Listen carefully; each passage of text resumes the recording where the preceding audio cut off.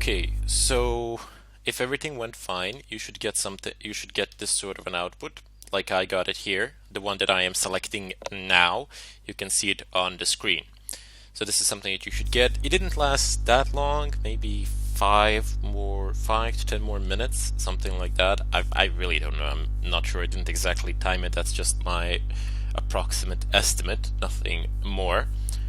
So now that that is done, we can go ahead and clear the screen and then go into the downloads folder, and we will have something like this. It will say Kali Linux 2.0.0 VBox AMD 64.ova. Let's go ahead and double tap on it and see what happens.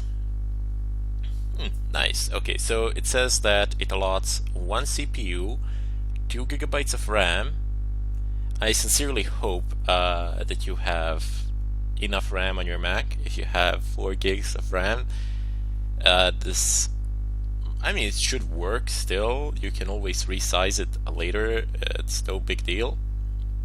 But yeah, so if you just have 4 gigs, you might want to resize it later. I will show you how to resize it. But if you have like 6 or 8, or well, I don't think that you're gonna have 6. If you have like 8 or 16 or something of a kind, or something like that, then it is completely irrelevant.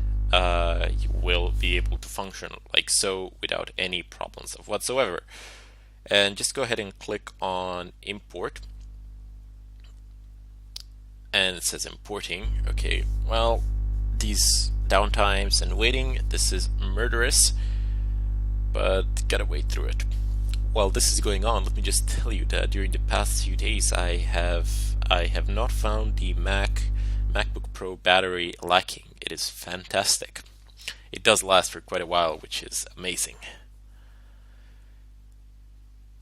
Ah, come on, my good man, come on. Why are you giving me like 12 minutes to just import the image? Should be faster than that. Oh well, I guess I shall segment this video and make it like make one tutorial of multiple parts, so I will merge them together.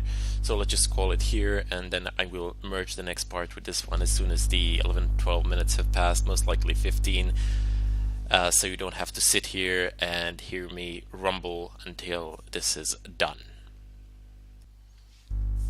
Okay, so once it is done, you will get a screen like this, and it says Kali Linux 2.0.0 VBox AMD 64. If you're wondering where this is on the file system, I am guessing it should be in the same place as it is on a Linux machine.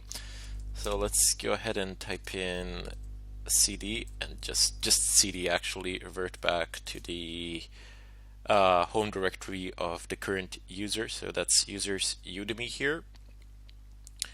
And let's do ls from here, and there you go. You see how it says now VirtualBox VMS. If you go to cd VirtualBox VMS, and there you go. You can see this Kali image. It is here. It is functional. It is working. So if whether it's working or not, we actually have to check that. Now, if you have only 4 gigs of RAM available on your Mac, just go ahead and go into, just right click here, and then go into, for me right click is just 2 fingers touching the touchpad, and then go into settings. You can go into system if I'm not mistaken, and then you can move this pointer left to reduce it and right to increase the amount of RAM. You can only do this while the machine is powered off and not while the machine is powered on. And this is very nice. Oh, I can actually use 16 CPU cores, which means I have 4 actual and 8 virtual. No, I have 4 actual and that would be 12 virtual cores, which is very nice. If my guess is right, because this is a quad core processor in it. But 16 CPUs means that I can run 15 virtual machines here at once. I know, right? It will probably like overload the system or load it to its maximum, and the system would be rather slow. But hey, I could actually run 15 virtual machines and one actual, which is very nice. So all of this, we're not going to need it for now. For the time being, I just want you to go into System and then go and be able to adjust the size of RAM in case, just in case, you have just 4 gigabytes available on your Mac. But if you have more than 4 gigabytes, you can just leave it at default and not touch it at all. So let's go ahead and power on for the very first time our Kali Linux machine. Just double tap on it and pray that it starts and works. So this is a first install Kali Linux to Linux. I'm just going to go ahead and select that one. It says loading, please wait. I'm so hoping that this pre-built version already has guest editions installed. That would be so nice. But if it does not, no big deal. We will be able to install them ourselves. Okay, it says failed with the vulnerability assessment. Don't worry about that. You can install it additionally and configure it, but I mean, there's no real need for it at the time being. This is just a virtual machine anyway. Okay, boot, come on. Anytime. Any moment now. And there we go. So username should be root, and the password should be Tor, so T-O-O-R. Let's see if this is the same setup as the live Kali Linux, where the default password is T-O-O-R. So in case somebody didn't actually hear me spell that out, the username is root, and the password is just the reverse of this, so T-O-O-R. That's the default setup.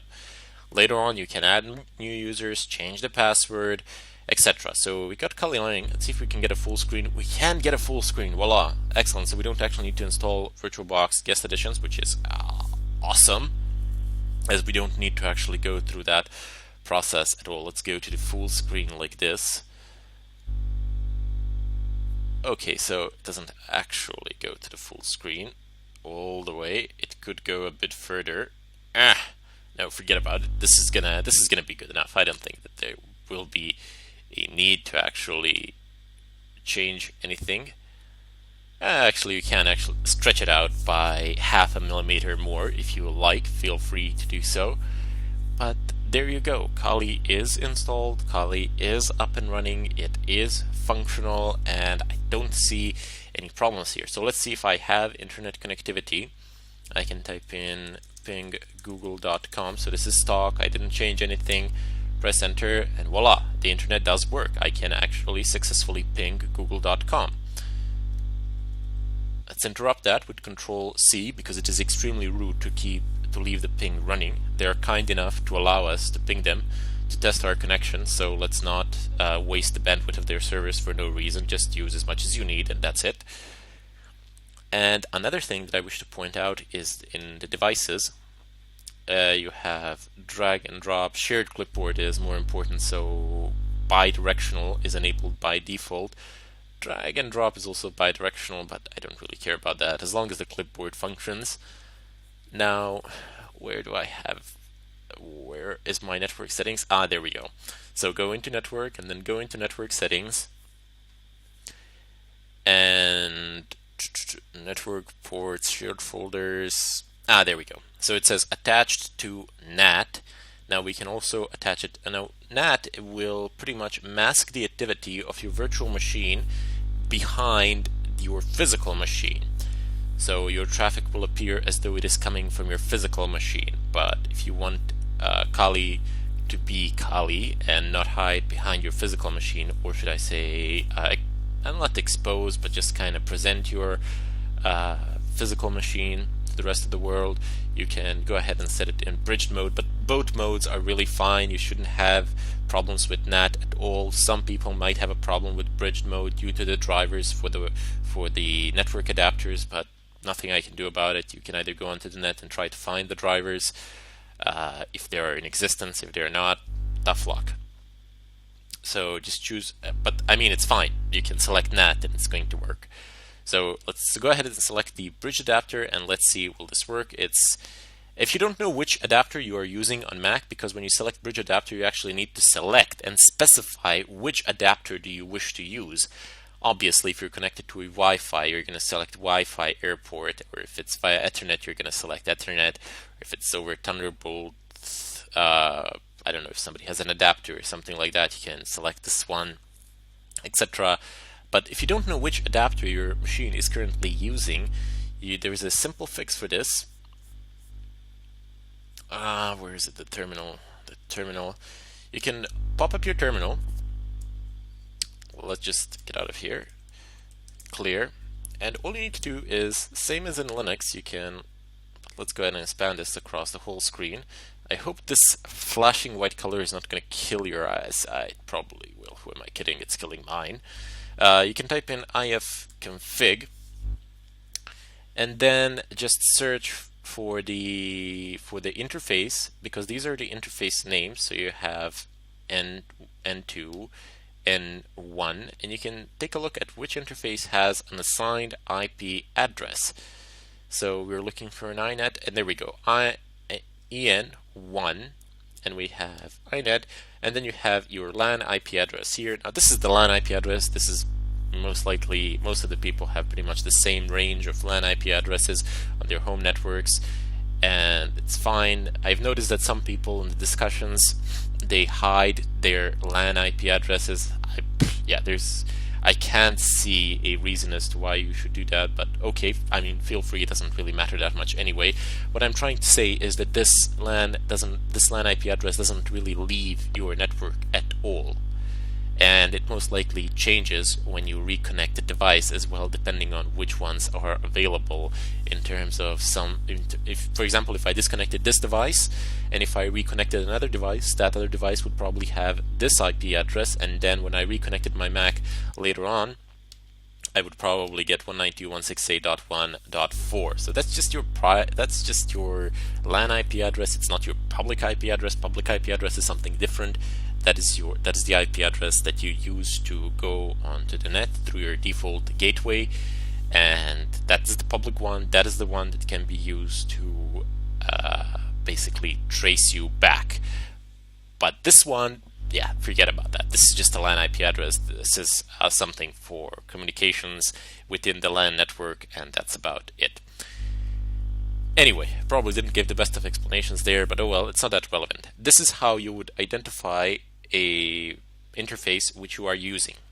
So when you go here in VirtualBox and when you select the interface, you will select the one which you are using to connect to the net now. Now all of these connections, it doesn't matter if you select the Wi-Fi here or Ethernet here, all of these connections will be seen by VirtualBox as wired connections. So none of them is actually your wireless. So virtual machines do not access your integrated wireless cards. Keep that in mind. They will not access your integrated wireless cards. So in the follow-up lectures, I do believe that I shall show you how you can effectively pass through a USB wireless adapter so that you get Wi-Fi on your virtual machine as well. But that is for another lecture. So allow all here and click on, by the way, if you power your machine off, you can change your MAC address here, because MAC changers don't work on virtual machines. So you can just change your MAC address here by pressing this circle here. Okay, never mind. We'll switch to bridge adapter, saving settings. Okay, moving this upward. Let's type in the password. Let's go ahead and try to ping google.com. No ping, it's not passing through. Okay, no big deal. Let's type in ifconfig. I do have already assigned an IP address, and I did not release the DHCP lease. I did not release this IP address on this interface. So let's go ahead and release it.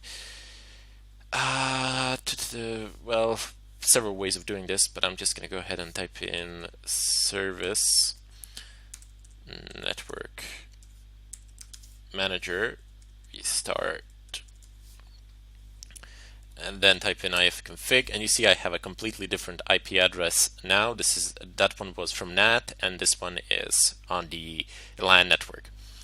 So just go ahead and type in ping google.com, and voila, it works. So both bridge and NAT, they're working just fine. This is a first install on a Mac from 2011. That would be it for these lectures. Now we're going to move on to continuing this setup on a Mac and doing everything that you need to do to actually be able to sit back and relax and follow through this course as comfortably as you can. Until then, I would like to bid you all farewell, and I sincerely hope that this was extremely useful to all the Mac users out there.